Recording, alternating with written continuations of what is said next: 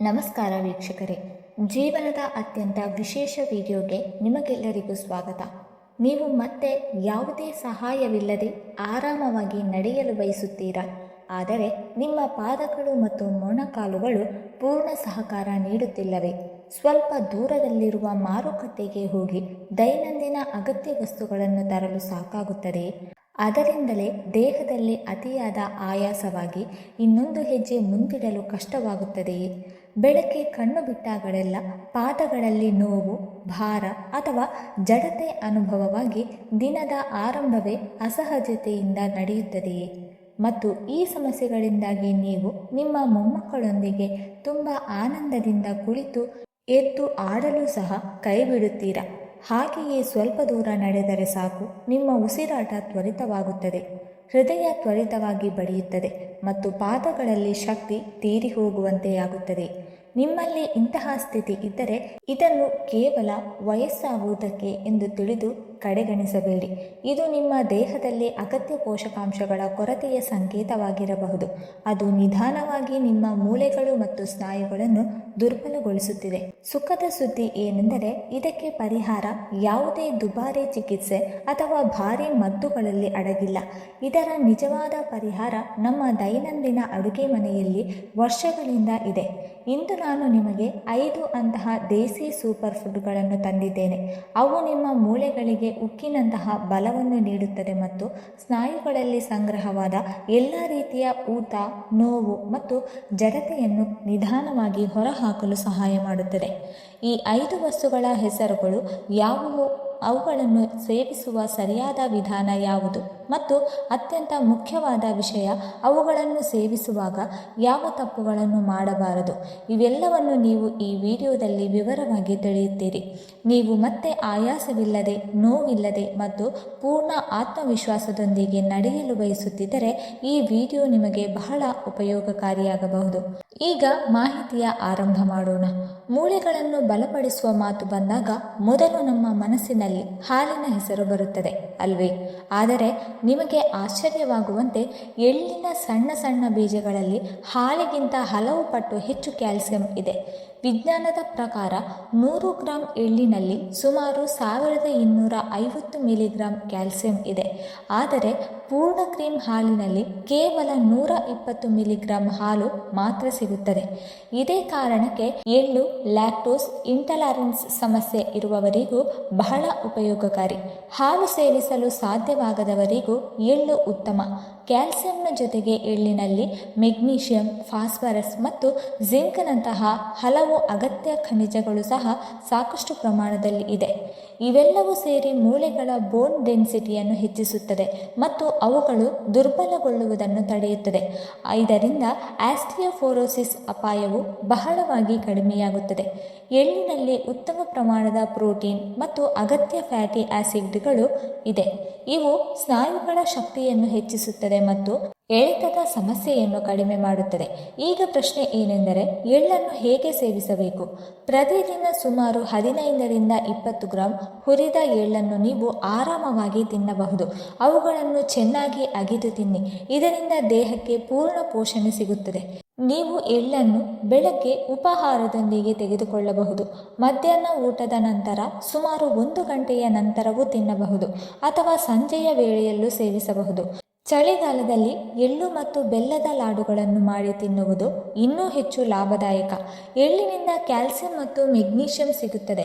ಬೆಲ್ಲದಿಂದ ಕಬ್ಬಿಣಾಂಶ ಸಿಗುತ್ತದೆ. ಇದರಿಂದ ದೇಹದಲ್ಲಿ ರಕ್ತದ ಕೊರತೆಯು ಕಡಿಮೆಯಾಗುತ್ತದೆ. ಪೂರ್ಣ ಚಳಿಗಾಲದಲ್ಲಿ ಎಳ್ಳನ್ನು ನಿಯಮಿತವಾಗಿ ಸೇವಿಸಿ. ಎಳ್ಳಿನ ತಾಸೀರ್ ಆಲ್ಕಲೈನ್ ಆಗಿದ್ದು ದೇಹದಲ್ಲಿ ಹೆಚ್ಚಾದ ಆಸಿಡ್ ಅನ್ನು ಕಡಿಮೆ ಮಾಡುತ್ತದೆ ಮತ್ತು ವಾತವನ್ನು ಸಂತುಲಿತಗೊಳಿಸುತ್ತದೆ. ವಯಸ್ಕರಿಗೆ ಎಳ್ಳು ಯಾವುದೇ ಔಷಧಿಗಿಂತ ಕಡಿಮೆಯಿಲ್ಲ. ಇದರ ನಂತರ 2ನೇ ಅಗತ್ಯ ವಸ್ತು ಅರಶಿನ ಹಾಲು ಅಥವಾ ಗೋಲ್ಡನ್ ಮಿಲ್ಕ್. ವಿಜ್ಞಾನದ ಪ್ರಕಾರ ಅರಶಿನದ ನಿಜವಾದ ಶಕ್ತಿ ಅದರ ಮುಖ್ಯ ಅಂಶ ಕರ್ಕ್ಯುಮಿನ್ನಲ್ಲಿದೆ.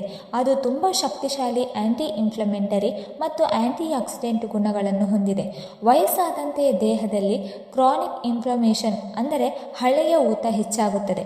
ಅದು ಜಾಯಿಂಟ್ ನೋವು, ಗೀಯ ಆರ್ಥರೈಟಿಸ್ ಅಥವಾ ಜಡತೆಗೆ ದೊಡ್ಡ ಕಾರಣವಾಗುತ್ತದೆ. ಅದು ಜಾಯಿಂಟ್ ನೋವು, ಆರ್ಥರೈಟಿಸ್ ಮತ್ತು ಜಡತೆಗೆ ದೊಡ್ಡ ಕಾರಣವಾಗುತ್ತದೆ. ಕರ್ಕ್ಯೂಮಿನ್ ಊತ ಉಂಟುಮಾಡುವ ಎಂಜೈಮ್ಗಳನ್ನು ತಡೆಯುತ್ತದೆ. ಹಾಲಿನಲ್ಲಿರುವ ಕ್ಯಾಲ್ಸಿಯಂ ಮೂಳೆಗಳಿಗೆ ಬಲ ನೀಡುತ್ತದೆ ಮತ್ತು ಅರಶಿನದ ಕರ್ಕ್ಯೂಮಿನ್ ಅವುಗಳನ್ನು ಊತ ಮತ್ತು ನೋವಿನಿಂದ ರಕ್ಷಿಸುತ್ತದೆ. ಅಂದರೆ ಇದು ದೇಹಕ್ಕೆ ಒಂದು ದೃಢವಾದ ರಕ್ಷಣಾ ಕವಚವಾಗುತ್ತದೆ. ಅರಶಿನ ಹಾಲು ತಯಾರಿಸಲು ರಾತ್ರಿ 1 ಗ್ಲಾಸ್ ಹಾಲಿನಲ್ಲಿ ಅರ್ಧ ಚಮಚ ಅಂದರೆ ಸುಮಾರು 3-4 ಗ್ರಾಂ ಅರಶಿನ ಪುಡಿ ಸೇರಿಸಿ. ಬೇಕಾದರೆ ಕಚ್ಚಾ ಅರಶಿನವನ್ನು ಬಳಸಬಹುದು. ಇದನ್ನು ಹೆಚ್ಚು ಪರಿಣಾಮಕಾರಿಯಾಗಿಸಲು 1 ಅಥವಾ 2 ಚೀಟಿಕೆ ಕಾಳು ಮೆಣಸು ಖಂಡಿತವಾಗಿ ಹಾಕಿ. ಯಾಕೆಂದರೆ ಕಾಳು ಮೆಣಸಿನಲ್ಲಿರುವ ಪೈಪರಿನ್ ಕರ್ಕ್ಯೂಮಿನ್ ಅವಶೋಷಣೆಯನ್ನು ಹಲವು ಪಟ್ಟು ಹೆಚ್ಚಿಸುತ್ತದೆ. ನಮ್ಮ ಮೊಣಕಾಲುಗಳು ಅಥವಾ ಜಾಯಿಂಟ್ ನೋವು ಬಹಳ ದಿನಗಳಿಂದ ಇದ್ದು ವರ್ಷಗಳಿಂದ ಸಮಸ್ಯೆ ಇದ್ದರೆ ಇದಕ್ಕೆ ಒಂದು 4ನೇ ಚಮಚ ಶುಂಠಿ ಪುಡಿಯನ್ನು ಬೆರೆಸಬಹುದು. ಶುಂಠಿ ನೋವು ಮತ್ತು ಊತವನ್ನು ಕಡಿಮೆ ಮಾಡುತ್ತದೆ ಮತ್ತು ವಾತವನ್ನು ಸಂತುಲಿತಗೊಳಿಸುತ್ತದೆ. ಈ ಹಾಲನ್ನು ರಾತ್ರಿ ಮಲಗುವ ಮುನ್ನ ಕುಡಿಯುವುದು ಅತ್ಯಂತ ಲಾಭದಾಯಕ. ಗಮನದಲ್ಲಿರಿಸಿ, ಕಡಿಮೆ ಬ್ಲಡ್ ಪ್ರೆಷರ್ ಸಮಸ್ಯೆ ಇರುವವರು ಅರಶಿನ ಹಾಲು ಸೇವಿಸುವಾಗ ಜಾಗರೂಕರಾಗಿರಿ. ಯಾಕೆಂದರೆ ಅರಶಿನ ಬಿಪಿಯನ್ನು ಇನ್ನೂ ಕಡಿಮೆ ಮಾಡಬಹುದು. ಪಿತ್ತಕೋಶದ ಸಮಸ್ಯೆ ಇರುವವರು ಅರಶಿನವನ್ನು ತಪ್ಪಿಸಬೇಕು. ಯಾಕೆಂದರೆ ಅದು ಪಿತ್ತ ಉತ್ಪಾದನೆಯನ್ನು ಹೆಚ್ಚಿಸುತ್ತದೆ. 3ನೇ ವಸ್ತು ಮೊಳಕೆ ಹಾಕಿದ ಕಡಲೆ ಮತ್ತು ಮೊಳಕೆ ಹಾಕಿದ ಹೆಸರುಕಾಳು. ಸಾಮಾನ್ಯ ಭಾಷೆಯಲ್ಲಿ ಮೊಳಕೆಗಳು ಎಂದು ಕರೆಯುತ್ತಾರೆ.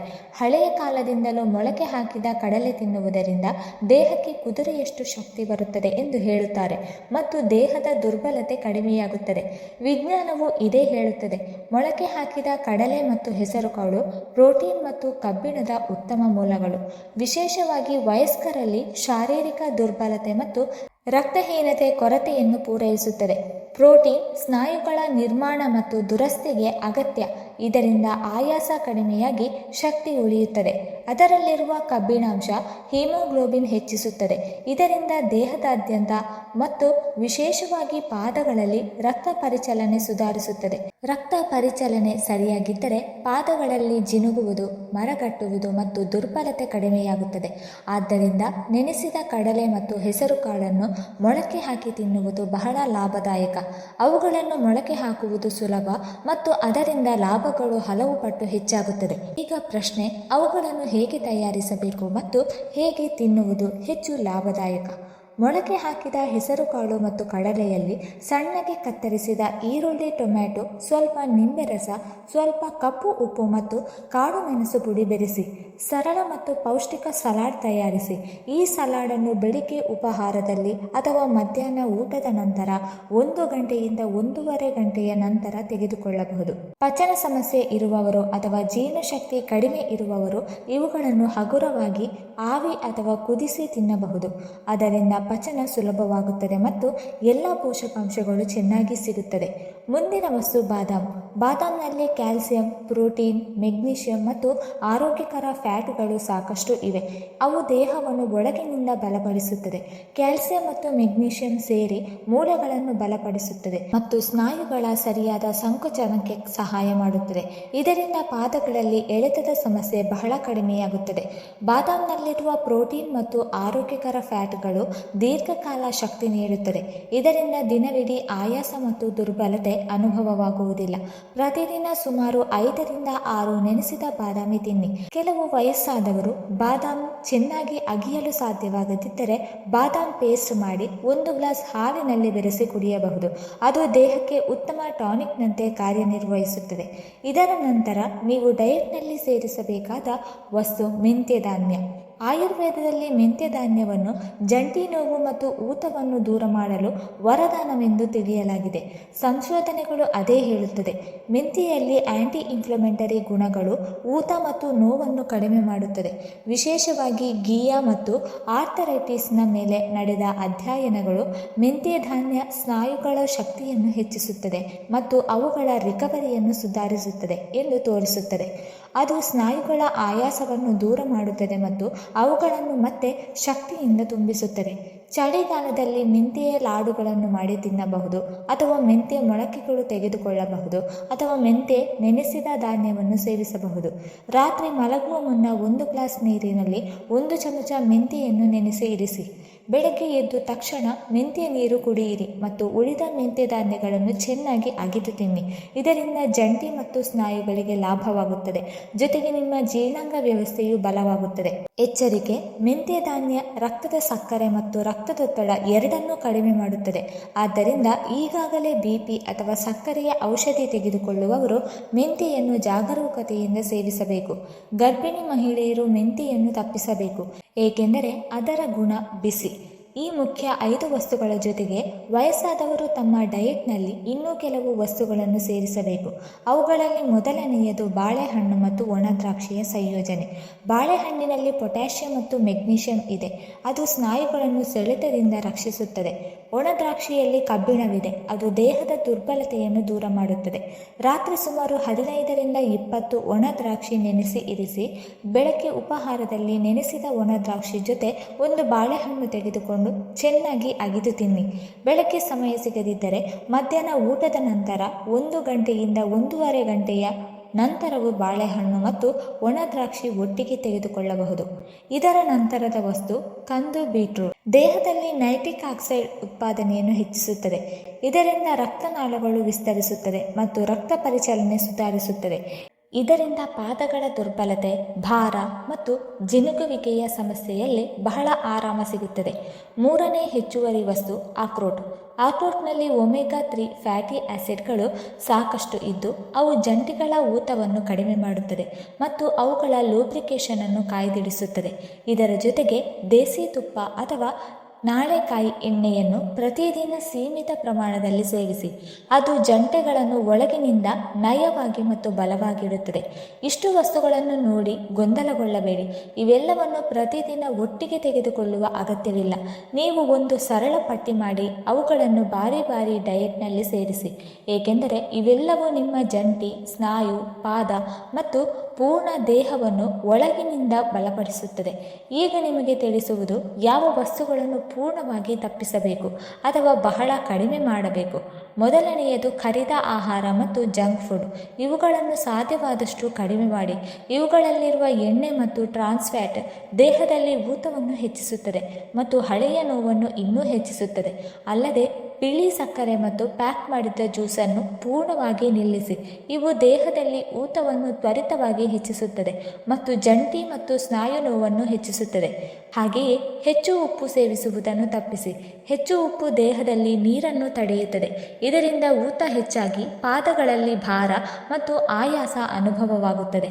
ನೀವು ಕೆಂಪು ಮಾಂಸ ಅಥವಾ ಪ್ರೊಸೆಸ್ಡ್ ಮಾಂಸ ತಿನ್ನುತ್ತಿದ್ದರೆ ಅದನ್ನು ನಿಧಾನವಾಗಿ ಡಯೆಟ್ನಿಂದ ತೆಗೆಯಿರಿ.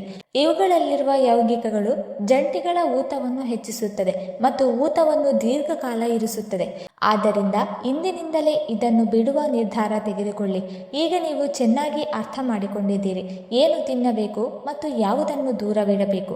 ಆದರೆ ಇನ್ನೊಂದು ಬಹಳ ಮುಖ್ಯ ವಿಷಯ, ನಿಜವಾದ ಮತ್ತು ಶಾಶ್ವತ ಶಕ್ತಿ ಬರುವುದು ಸರಿಯಾದ ಪೋಷಣೆ ಮತ್ತು ದೈಹಿಕ ಚಟುವಟಿಕೆ ಎರಡೂ ಒಟ್ಟಿಗೆ ಇದ್ದಾಗ.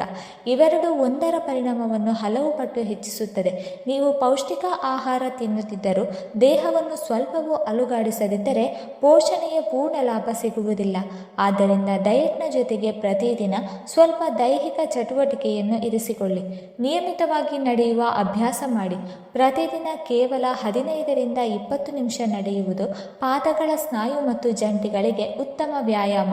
ಇದರಿಂದ ರಕ್ತ ಪರಿಚಲನೆ ಸುಧಾರಿಸುತ್ತದೆ ಮತ್ತು ಮೂಳೆಗಳು ಸ್ವಾಭಾವಿಕವಾಗಿ ಬಲಗೊಳ್ಳುತ್ತದೆ. ರಕ್ತ ಪರಿಚಲನೆ ಸರಿಯಾಗಿದ್ದರೆ ಸ್ನಾಯುಗಳಲ್ಲಿ ಶಕ್ತಿ ಉಳಿಯುತ್ತದೆ ಮತ್ತು ನೋವು ನಿಧಾನವಾಗಿ ಕಡಿಮೆಯಾಗುತ್ತದೆ. ಡಾಕ್ಟರ್ಸ್ಗಳು ಮತ್ತು ಆರೋಗ್ಯ ತಜ್ಞರು ಪ್ರತಿದಿನ ಸ್ವಲ್ಪ ನಡೆಯುವ ಸಲಹೆ ನೀಡುವುದೇ ಇದೇ ಕಾರಣ. ದಿನ ಆರಂಭವನ್ನು ಹಗುರವಾದ ಸ್ಟ್ರೆಚಿಂಗ್ನೊಂದಿಗೆ ಮಾಡಿ. ಇದರಿಂದ ದೇಹದ ಜಡತ್ವ ಕಡಿಮೆಯಾಗುತ್ತದೆ, ಜಂಟಿಗಳು ತೆರೆಯುತ್ತದೆ ಮತ್ತು ನಡೆಯಲು ಸುಲಭವಾಗುತ್ತದೆ. ಬೆಳಗ್ಗೆ ಎದ್ದ ನಂತರ 2ರಿಂದ 3 ನಿಮಿಷ ಕೈ, ಪಾದ ಮತ್ತು ಸೊಂಟದ ಹಗುರವಾದ ಸ್ಟ್ರೆಚಿಂಗ್ ಮಾಡಿ. ಇದರಿಂದ ದೇಹವು ಇಡೀ ದಿನ ಚುರುಕಾಗಿ ಉಳಿಯುತ್ತದೆ. ನಾನು ಹೃದಯಪೂರ್ವಕವಾಗಿ ಆಶಿಸುತ್ತೇನೆ ಈ ಸಂಪೂರ್ಣ ಮಾಹಿತಿ ನಿಮಗೆ ಉಪಯುಕ್ತ ಮತ್ತು ಲಾಭದಾಯಕವಾಗುತ್ತದೆ. ಈ ಎಲ್ಲ ವಸ್ತುಗಳನ್ನು ನಿಯಮಿತವಾಗಿ ನಿಮ್ಮ ಡಯೆಟ್ ಮತ್ತು ದೈನಂದಿನ ದಿನಚರಿಯಲ್ಲಿ ಸೇರಿಸಿ. ಸ್ವಲ್ಪ ಸಮಯದಲ್ಲಿಯೇ ನಿಮ್ಮ ಆರೋಗ್ಯದಲ್ಲಿ ದೊಡ್ಡ ಮತ್ತು ಸಕಾರಾತ್ಮಕ ಬದಲಾವಣೆಯನ್ನು ನೀವೇ ಅನುಭವಿಸುತ್ತೀರಿ. ಸ್ನೇಹಿತರೆ, ಈ ಮಾಹಿತಿ ನಿಮಗೆ ಇಷ್ಟವಾಗಿದ್ದರೆ ದಯವಿಟ್ಟು ಲೈಕ್ ಮಾಡಿ, ಶೇರ್ ಮಾಡಿ ಮತ್ತು ಕಮೆಂಟ್ ಮಾಡಿ. ಹಾಗೆ ಮುಂದಿನ ವಿಡಿಯೋಸ್ಗಳಿಗಾಗಿ ನಮ್ಮ ಚಾನಲನ್ನು ಸಬ್ಸ್ಕ್ರೈಬ್ ಮಾಡಿಕೊಳ್ಳಿ. ಧನ್ಯವಾದಗಳು.